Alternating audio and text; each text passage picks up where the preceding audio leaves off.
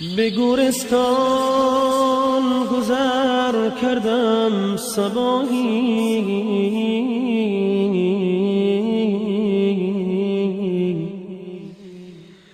به گورستان گذر کردم صباحی، شنیدم ناله و فغان و آهی، شنیدم ناله و فغان و آهی، شنیدم کله‌ای با خاک میگفت، شنیدم کله‌ای با خاک میگفت که این دنیا نمی ارزد بکنی، که این دنیا نمی ارزد بکنی.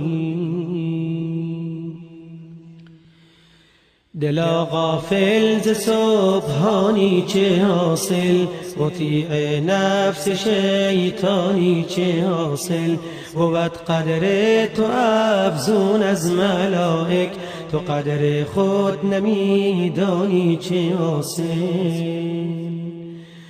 درخت غم به جانم کرده ریشه، به درگاه خدا نالم همیشه.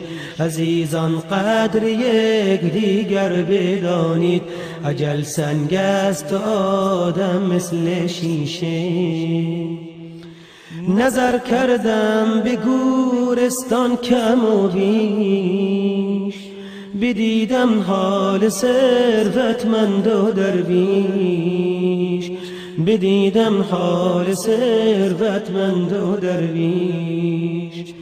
نه درویشی به خاکی بی کفن ماند، نه ثروتمند برد از یک کفن بیش، نه ثروتمند برد از یک کفن بیش. دلا غافل ز سبحانی چه حاصل، مطیع نفس شیطانی چه حاصل.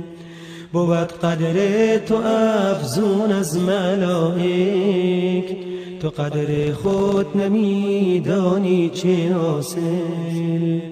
بود قدر تو افزون از ملائک، تو قدر خود نمیدانی چه حاصل. تو قدر خود نمیدانی چه حاصل، تو قدر خود نمیدانی چه حاصل. ممنون، متشکر، كتير عون.